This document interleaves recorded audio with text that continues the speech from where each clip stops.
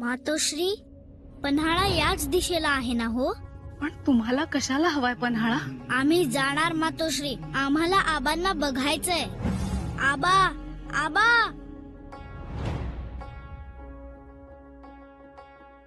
प्रणाम दादाजी.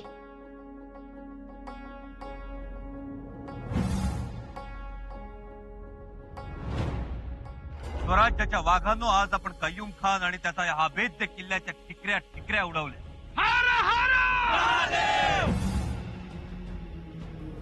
पण मग वाटणीचं काय? आबासाहेब, जशी देहाची वाटणी करता येत नाही तशी स्वराज्याची वाटणी अशक्य. महाराजांनी तलवारींची जी लांबी वाढवली त्यात 4 बोटं अजून वाढवा आणि आम्हाला तलवारीच्या वर नाळ पाहिजे. शिवाय तलवार वजनानं हलकी असली पाहिजे. काय चुकलंय आमच्या हातून यापूर्वी की आता काही चुकतंय? स्वराज्यासाठी काही अजून करायचं होतं का? करायला हवं होतं का? युवराज म्हणून कुठं कमी पडलो? मग का पाठ फिरवली आबासाहेबांनी? थोरल्या मातोश्रींना आमच्यावर का भरवसा नाही?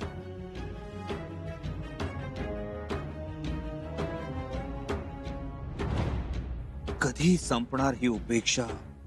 कधी संपणार ही ससे होलपट? कधी? महाराजांनी कधी ठरवलं युवराजांना रायगडावर परत बोलवायचं? महाराज बोलताना म्हणाले, बारशाला जाणं काही जमलं नाही, शंभूराजांना आणि सुनबाईंना इथेच बोलावून घ्यावं. आजोबा झाल्याचा खूप आनंद झालाय त्यांना. आम्हालाही खूप आनंद झालाय. सगळे गडावर परत येणार. फक्त पाळण्याबरोबर काली मातेच्या मूर्तीचीही जागा शोधायला हवी.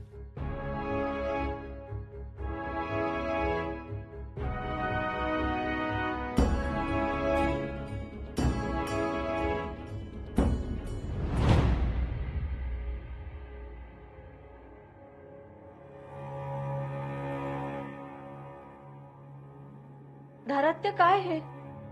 युवराजांनी दूध नाही घेतलं? अव दुधाचं काय? काल रातच्याला थळा भी नाही घेतला त्यांनी.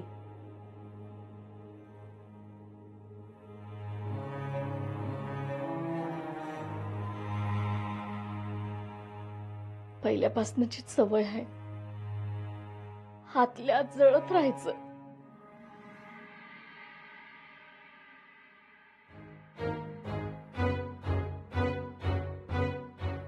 युवराज,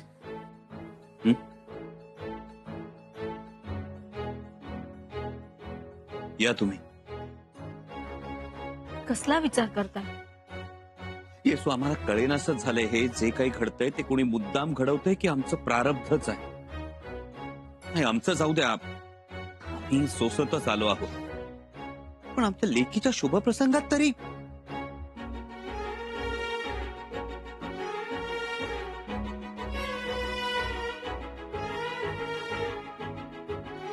नाही. येसू, आबासाहेबांकडून आम्हाला ही अपेक्षा मुळीच नव्हती.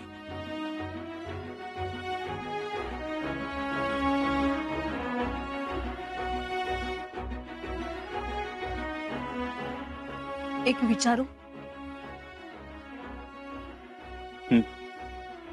हे सगळं बंद दारात ठरलं नव्हतं?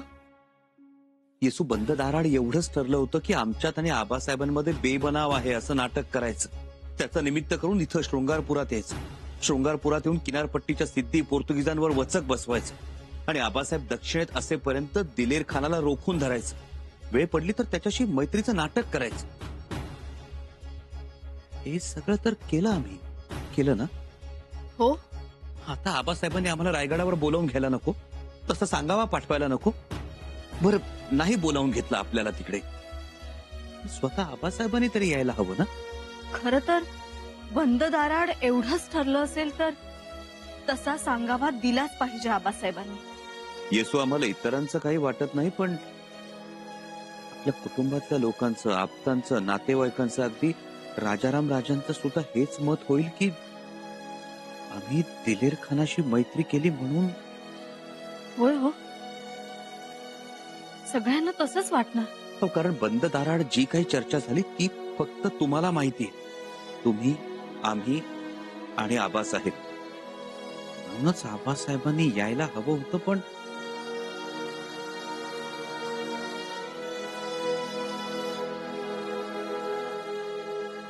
आबासाहेबांच्या मनात काय चाललंय काही कळायला मार्ग नाही. हुजूर, अभी अभी खबर आई है कि शहजादे शाह आलम को औरंगाबाद भेजा जा रहा है. एक मोहरा और भेजा जा रहा है औरंगाबाद. क्या हम काफी नहीं थे मुल्ला अहमद? तोबा तोबा हुजूर, आपके काबिलियत पर दुश्मन भी शक नहीं कर सकता. पर बात ऐसी है हुजूर, पिछले 2 सालों से हम यहाँ पर डेरा डाल के बैठे और किया कुछ भी नहीं. मुल्ला अहमद, ये बात मैं नहीं कह रहा हूँ हुजूर. जरूर दिल्ली में किसी ने बादशाह के कानों में ये बात डाल दी होगी, नहीं तो बादशाह शहजादे को ऐसे यहाँ पर नहीं भेजते. मुल्ला अहमद, क्या बादशाह सलामत को हम पर भरोसा नहीं था? हुजूर, इन सियासती कारोबार में किसी ने किसी पर भरोसा किया है.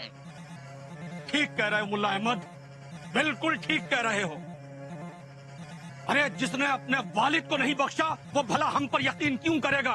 लेकिन हमारी चालों को तो वो अच्छी तरह से जानते थे. अरे 2 साल से हम कड़ी मेहनत कर रहे थे संभा को अपने जाल में फंसाने के लिए. एक बार संभा हमारे जाल में फंस जाता तो शिवाजी और उसका राजपाट खत्म, बिना किसी लड़ाई के, बिना किसी नुकसान के. माफी चाहता हूँ हुजूर, मुझे नहीं लगता है कि संभाजी आपके जाल में फंस जाएगा. इसीलिए मैं पहले भी कह चुका हूँ, अब भी यही कहूंगा कि संभाजी को हम कैद कर लेंगे. संभा को कैद करना इतना आसान है क्या? तो क्या हम इंतजार में ऐसे ही बैठे रहेंगे? इंतजार की घड़ियां खत्म होने वाली थी मुल्ला.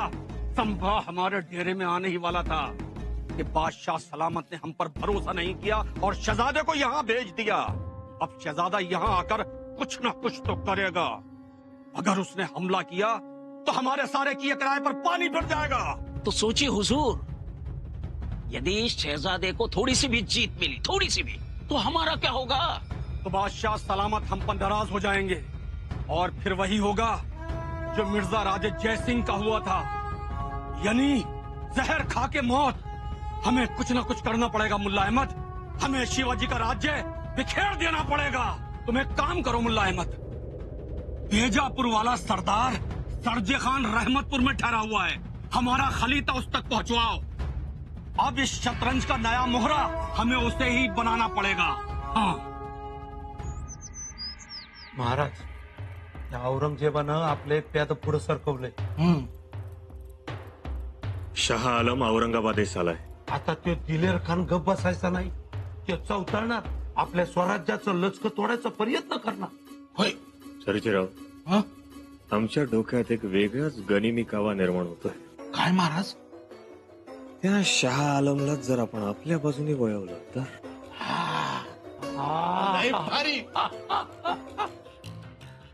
पर तो कोणाच्या हाताला लागायचा? पण आंबेराव, त्या अगोदर आपल्याला एक गोष्ट करायची. त्या दिलेर खानाची वळवळ थांबवायची. आम्हाला एक खात्रीशीर खबर मिळाली.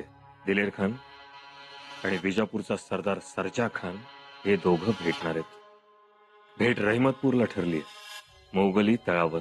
ही भेट होऊन द्यायची नाही.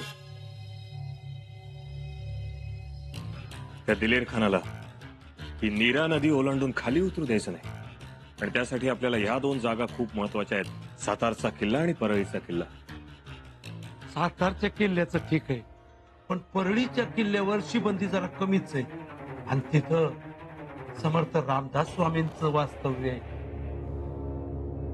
जय जय रघुवीर समर्थ, गणाधीश जो ईश सर्वा गुणांचा, मुळारंभ आरंभ तो निर्गुणाचा.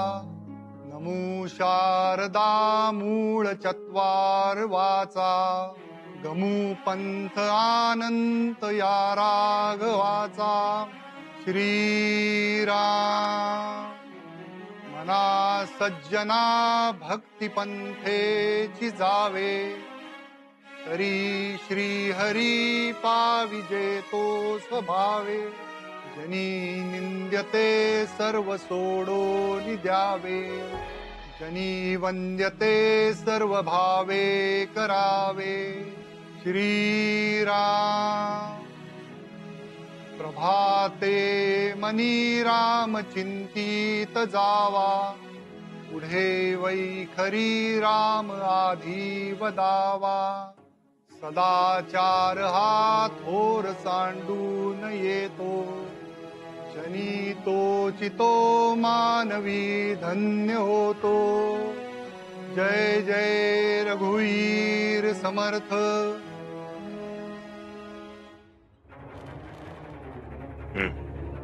पण तरीही आंबीरराव परळीचा किल्लाच पुढची दिशा ठरवणार आहे. सरजा खान आणि दिलेर खान यांची भेट कोणत्याही परिस्थितीत होऊ द्यायची नाही. त्यांची चांगलीच कोंडी करा. होय महाराज, तिथं करूच. मी लगेच परळीच्या किल्लेदाराला निरोप पाठवतो. जिजाजी काटकर जिजाजी काटकर स्वराज्याचे निष्ठावंत आहेत. होय, पण त्यांच्या बरोबर आपल्याला एखादी मातब्बर आसामीही पाठवायला हवी. कोणाला महाराज? कोणाला पाठवायला हवं परळीच्या किल्ल्यावर?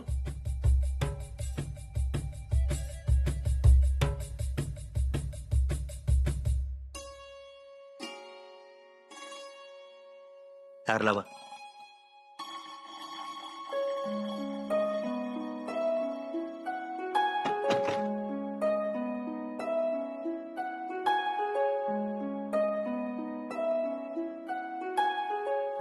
येसू, आम्ही आबासाहेबांना एक नजराणा पाठवणार आहोत. एक अशी गोष्ट जी त्यांनी अनुभवली आहे पण पाहिली नाही.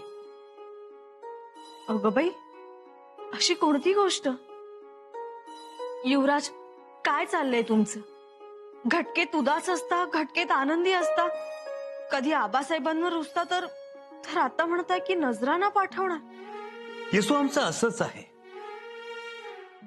समोरचा दरवाजा उघडो अथवा न उघडो, आपण ठोठावणं सोडायचं नाही. हा नजराणा. हा कोणता नकाशा? येसू, हे आपलं विस्तारलेलं स्वराज्य, रायगड पासून ते अगदी जिंजी तंजावर पर्यंत. खरंच एवढं मोठं स्वराज्य आहे आपलं. हा नकाशा कुठेच उपलब्ध नव्हता. आम्ही तयार करून घेतला. आबासाहेब खूप खुश होतीलच, पण त्याहीपेक्षा जास्त खुश तेव्हा होतील जेव्हा हा पिवळा भाग पाहतील. पिवळा भाग?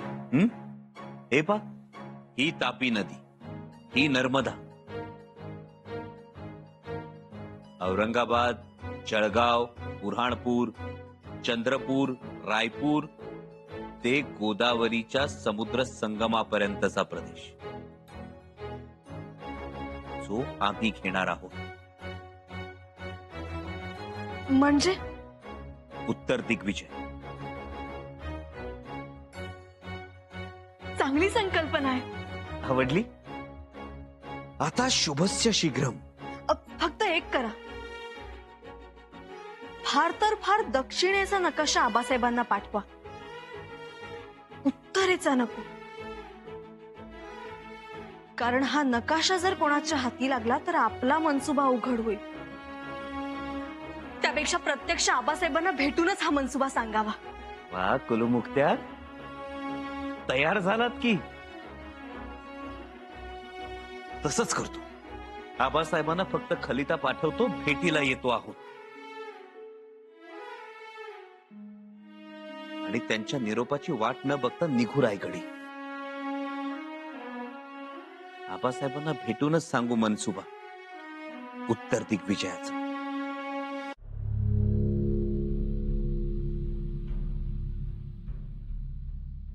महाराज, आता ताप कसा आहे? कमी आहे. आम्ही धास्तावलो होतो. एक एक असे उद्योग केले जातात आणि मग आमच्या जीवाला घोर लागतो. महाराज, गरम आहे, खाऊन घे.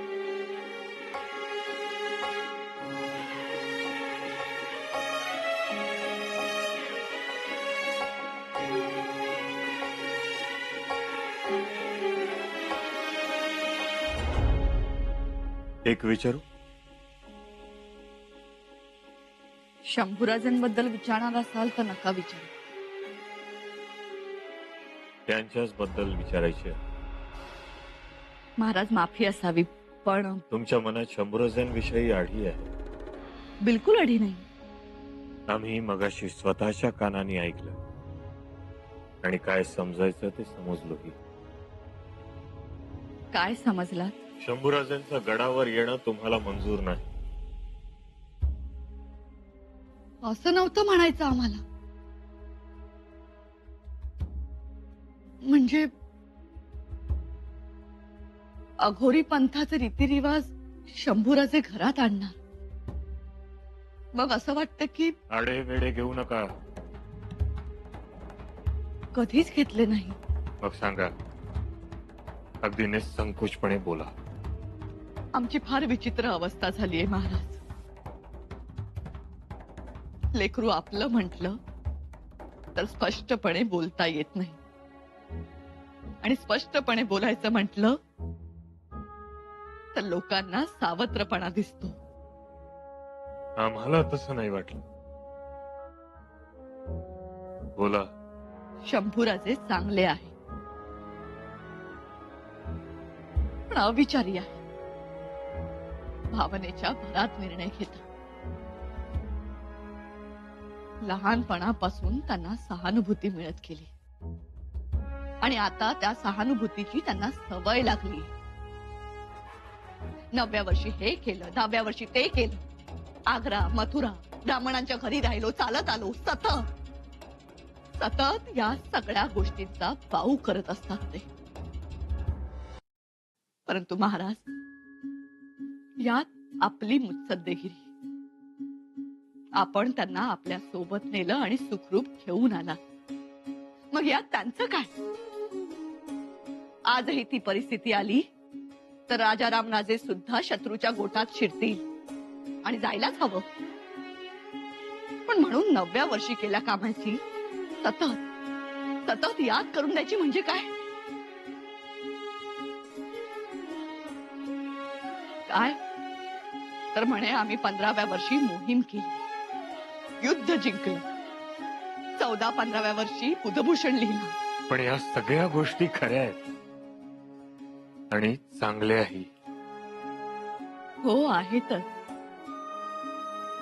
पण आता त्याचं रूपांतर अहंकारात होऊ लागलं.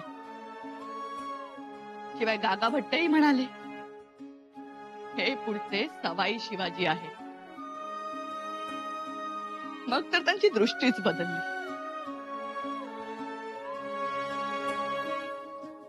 महाराज, आमची आपल्याला प्रार्थना आहे. शंभूराजेंमधलं हे सगळं नाहीसं करा. त्यांना जाणीव द्या.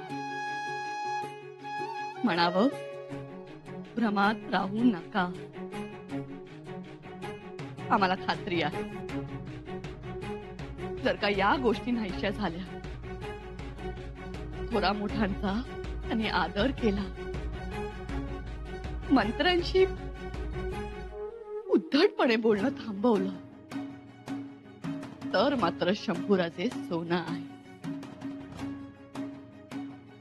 चांगला राजा म्हणून त्यांचं नाव लौकिक होईल. अन्यथा स्वराज्याचं नुकसान हे त्यांच्यामुळे होईल, हे निश्चित.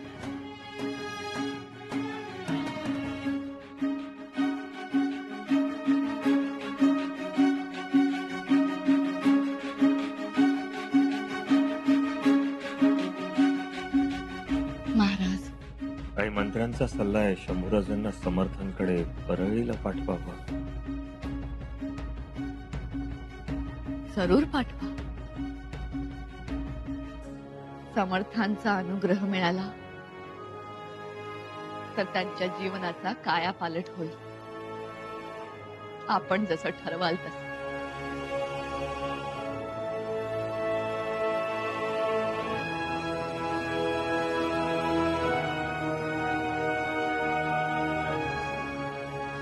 मग काय ठरवताय आपण?